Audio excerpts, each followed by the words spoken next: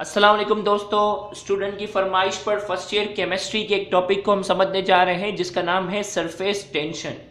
तो आइए सबसे पहले हम इसकी डेफिनेशन को समझने जा रहे हैं। The force acting downward per unit length on the surface of liquid which tend to compress the surface area is called surface tension.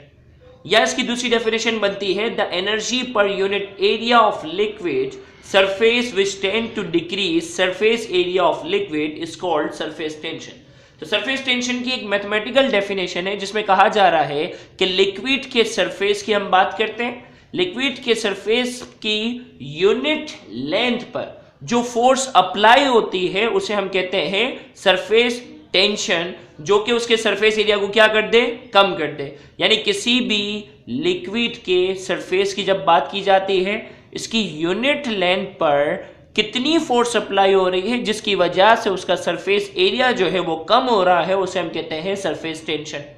इसी तरीके से मैथमेटिकल एक और डेफिनेशन है the energy per unit area of liquid surface which tend to decrease surface area of liquid is called surface tension. यानी किसी भी liquid के सरफेस एरिया पर कितनी एनर्जी अप्लाई हो रही है जिसकी वजह से उसका सरफेस एरिया कम हो जाता है, कंप्रेस हो जाता है, उसे हम कहते हैं सरफेस टेंशन।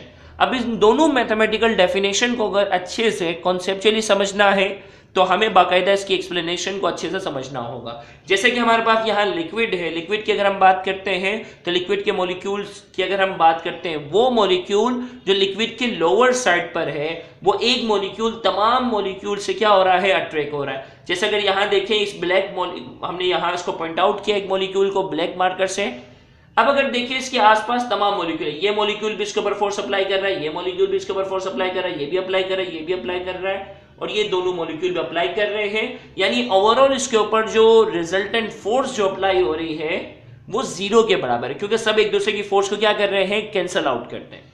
लेकिन अगर हम वो मॉलिक्यूल जो लिक्विड के बिल्कुल सरफेस पर मौजूद है, अगर हम उसकी बात करें तो इसको साइड वाले मॉलिक्यूल अट्रैक्ट कर रहे हैं और नीचे वाले मॉलिक्यूल क्या कर रहे हैं, अट्रैक्ट कर रहे हैं। लिहाजा ऊपर की तरफ से कोई उनकी फोर्स को कैंसल आउट करने वाला नहीं है। जैसे ये मॉलिक्यूल था नीचे की साइड पर था, इसकी फोर्सेस को जो है वो क्या कर रहे थे, आसपास के तमाम मॉलिक्यूल एक ही तरह की फोर्स अप्लाई करके एक दूसरे की फोर्स को क्या कर रहे थे, कैंसल आउट कर रहे थे। लेकिन वो मॉलिक्यूल जो सरफेस पर हैं उनको सिर्फ लोअर साइड से जो है वो फोर्स अप्लाई हो रही है और साइड से ऊपर की तरफ से जो है वो कोई फोर्स अप्लाई करने वाला नहीं है, लिहाजा इसकी फोर्स कैंसल आउट नहीं हो रही। लिहाजा नीचे की तरफ से खिंचाव की वजह से, अट्रैक्शन की वजह से ऊपर वाले मॉलिक्यूल अगर आप देखें तो हमने यहाँ इस डायग्राम में बनाया हुआ भी है, ये क्या आ जाते हैं, करीब करीब आ जाते हैं और करीब करीब आकर क्या करते हैं, एक मेम्ब्रेन की तरह क्या करते हैं, ये काम करते हैं, क्योंकि ऊपर की तरफ जो है वो सरफेस टेंशन क्या होता है, हाई होता है। तो आइए इसकी इंग्लिश में थोड़ी सी एक्सप्लेनेशन की तरफ बढ़ते हैं।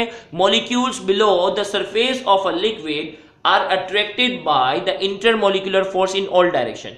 वो मॉलिक्यूल जो लोअर साइड पर है वो इंटरमॉलिक्यूलर फोर्स जो है वो हर डायरेक्शन में उसके ऊपर क्या हो रही है, अप्लाई हो रही है। But those molecule which place on the surface of a liquid are attracted by the molecule on its sides and below.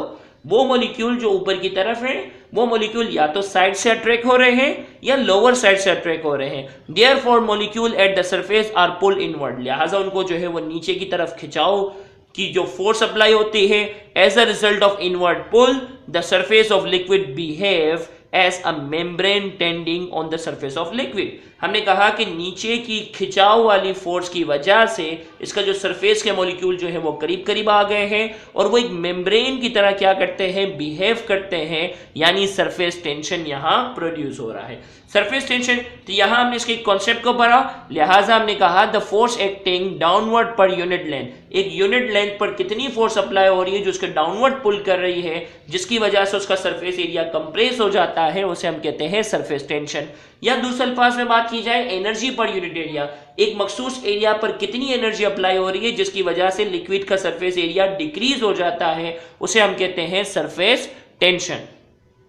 अब हम आते हैं इसकी यूनिट की तरफ। The surface tension of liquid is measured in dance पर centimetre और अर्क पर सेंटीमीटर स्क्वायर। अगर हम फोर्स पर यूनिट लेंथ वाली डेफिनेशन कंसीडर करते हैं तो इसकी हमारी केमिस्ट्री की बुक के मुताबिक यूनिट बनेगी डाइन पर सेंटीमीटर, और इसी तरीके से अगर हम एनर्जी पर यूनिट एरिया वाली हम लेते हैं तो इसकी यूनिट बनेगी हमारे पास अर्क पर सेंटीमीटर स्क्वायर। तो आइए हम बढ़ते हैं फैक्टर की तरफ, लेकिन फैक्टर की तरफ बढ़ने से पहले हम आपको बात बताते चलें कि जो ये आप लेक्चर सुन रहे हो ये हमारे YouTube channel Sindh Board Teaching पर अपलोड किया गया है। अगर आपने अब तक हमारा चैनल सब्सक्राइब नहीं किया तो आप हमारे चैनल को सब्सक्राइब करें। सब्सक्राइब करने के बाद बेल आइकन को क्लिक करने से हमारी अपलोड करदा तमाम वीडियो की नोटिफिकेशन आपको रिसीव होंगी। याद रहे फर्स्ट ईयर केमिस्ट्री से रिलेटेड, सेकेंड ईयर केमिस्ट्री और फर्स्ट ईयर फिजिक्स और सेकेंड ईयर फिजिक्स से रिलेटेड हम तमाम टॉपिक अनकरीब अपलोड करने जा रहे हैं। याद रहे ये लेक्चर जो है वो डॉक्टर अली असगर की तरफ से डिलीवर किया जा रहा है। तो आइए हम फैक्टर की तरफ बढ़ते हैं। तो सबसे पहला फैक्टर हमारे पास जो है वो हाइड्रोजन बॉन्डिंग है। The liquid in which hydrogen bond formation take place will have more surface tension than other liquid. ऐसे लिक्विड जिनके अंदर हाइड्रोजन बॉन्डिंग पाई जाती है उनका सरफेस टेंशन क्या होता है, ज्यादा होता है। तो हाइड्रोजन बॉन्डिंग को हम आने वाले लेक्चर में इसको डिटेल में डिस्कस करेंगे, लेकिन यहां हम आपको इतना बताते चले हाइड्रोजन किसी भी मॉलिक्यूल के पॉजिटिव वाले हाइड्रोजन और नेगेटिव वाले ऑक्सीजन के दरमियान जो अट्रैक्ट होती है, या कोई और नेगेटिव वाला मॉलिक्यूल जो है या आइंस जो है वो हाइड्रोजन को जो अट्रैक्ट करता है उनके दरमियान जो अट्रैक्शन होती है उसे कहते हैं हाइड्रोजन बॉन्डिंग। जैसे कि पानी की हम बात करते हैं, पानी के मॉलिक्यूल में हाइड्रोजन जो पॉजिटिव वाला है वो दूसरे मॉलिक्यूल के ऑक्सीजन जो कि नेगेटिव वाला है उनके दरमियान अट्रैक्शन होती है। लिहाजा पानी के अंदर हाइड्रोजन बॉन्डिंग होने की वजह से पानी का सरफेस टेंशन ज्यादा है बनिस्बत दूसरे लिक्विड के। तो हमने कहा ऐसे लिक्विड जिनके अंदर हाइड्रोजन बॉन्डिंग पाई जाती है उनका सरफेस टेंशन जो है वो ज्यादा होता है बनिस्बत उन लिक्विड के जिनके अंदर हाइड्रोजन बॉन्डिंग नहीं पाई जाती। एग्जांपल के तौर पर हमने बात की water has high surface tension then acetone. Acetone से जब पानी को कंपेयर करते हैं तो पानी का सरफेस टेंशन क्या होता है, ज्यादा होता है। इसी तरीके से टेम्परेचर की हम बात करते हैं, the surface tension of a liquid decreases with increase of temperature. जैसे ही हम टेम्परेचर बढ़ाते हैं सरफेस टेंशन जो होता है वो कम हो जाता है, क्योंकि पिछले टॉपिक में भी हमने पढ़ा था, याद रहे पिछला टॉपिक हमने विस्कोसिटी से रिलेटेड डिस्कस किया था। तो हमने कहा कि टेम्परेचर बढ़ाने से मॉलिक्यूल के दरमियान डिस्टेंस बढ़ जाता है क्योंकि उनकी काइनेटिक एनर्जी बढ़ती है, और डिस्टेंस अगर बढ़ जाएगा तो इनके दरमियान अट्रैक्शन भी जो है वो कम होगी, लिहाजा सरफेस टेंशन भी जो है वो कम हो जाएगा। तो हमने कहा टेम्परेचर बढ़ाने से सरफेस टेंशन जो है वो कम होता है। इसी तरीके से इंटरमोलिकुलर फोर्सेस की हम बात करते हैं, liquid having stronger molecular forces then have high surface tension. तो हमने कहा कि वो मॉलिक्यूल जिनका इंटरमोलिकुलर फोर्स स्ट्रॉन्गर होती है उनकी सरफेस टेंशन हाई होती है। और ये इंटरमोलिकुलर फोर्सेस दो टाइप किस्म की हो सकती हैं, कोहेसिव फोर्सेस और एडहेसिव फोर्सेस। कोहेसिव फोर्स क्या होती है, the force of attraction among the particles of a liquid is called cohesive force. Molecules के आपस में जो अट्रैक्शन होती है, मॉलिक्यूल्स के आपस में जो अट्रैक्शन होती है उन्हें हम कहते हैं कोहेसिव फोर्स।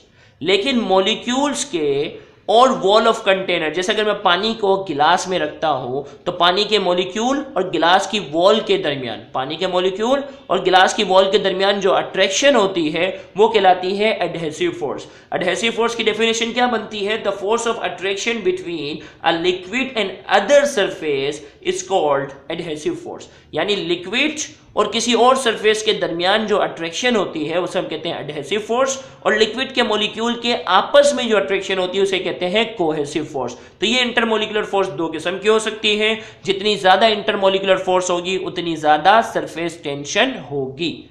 तो अगर आपको हमारा ये लेक्चर समझ में आया है तो आप हमारे चैनल को सब्सक्राइब कर सकते हो, सिंध बोर्ड टीचिंग के नाम से है।